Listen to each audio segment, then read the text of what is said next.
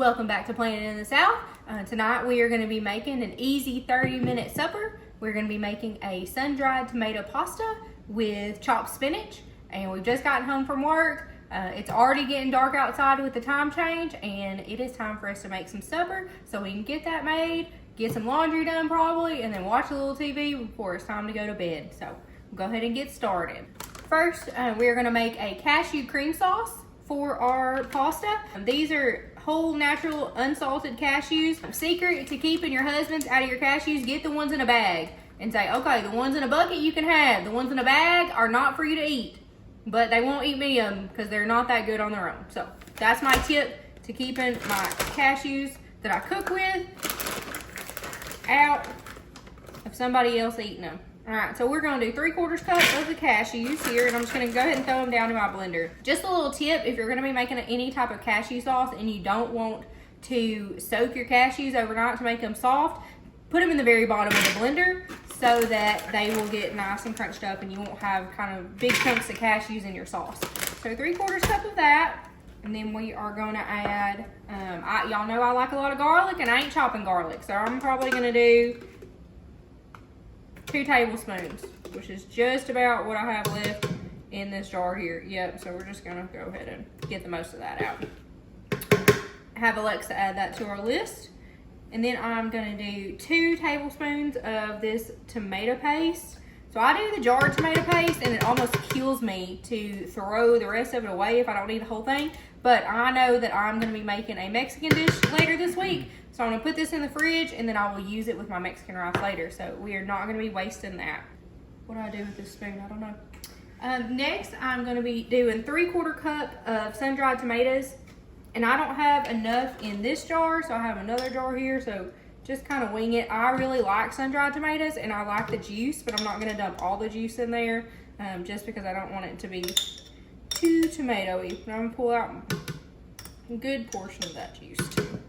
There we go. If you haven't tried sun-dried tomatoes, I definitely prefer them in the jar like this versus just kind of dried. They can get a little bitter, but the ones in the jar are really, really good. But looking at that, actually, I think that jar had just enough of what I needed. And then we are back with our nutritional yeast. So just a couple tablespoons of that in there, just to give it a little bit of that cheesy flavor. Got that in there, and then we're gonna be using some soy milk. I'm gonna use 1.25 cups of soy milk and 1/4 cup.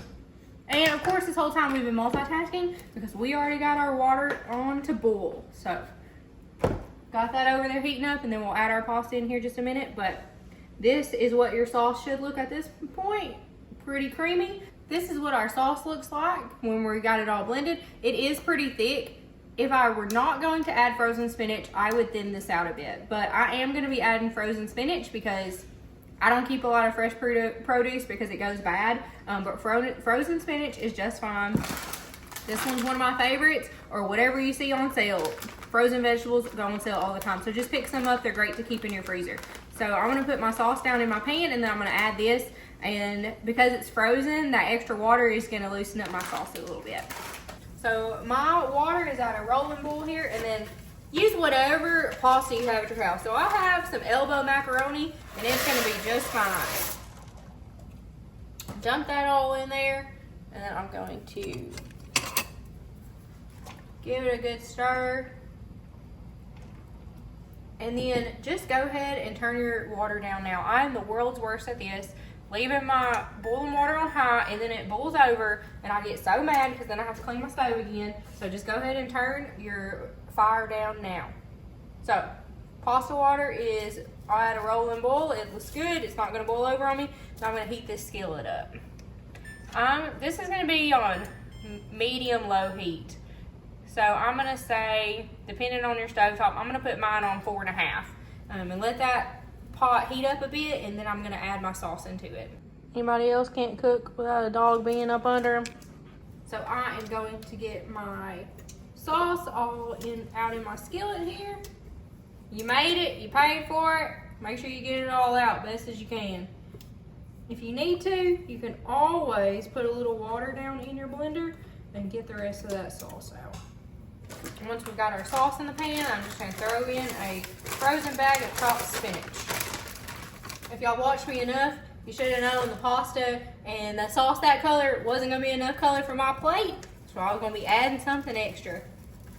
I'm undecided. I'll see what this looks like after I get done making it. If we're gonna have a grilled cheese with it or not. I do have some Gouda cheese. There's just some regular cheese in there. So we'll just have to see if we need a grilled cheese with it or not.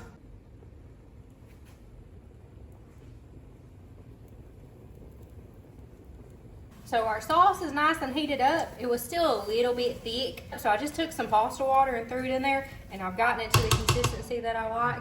And now my noodles are done, and I'm just gonna toss them in the pot.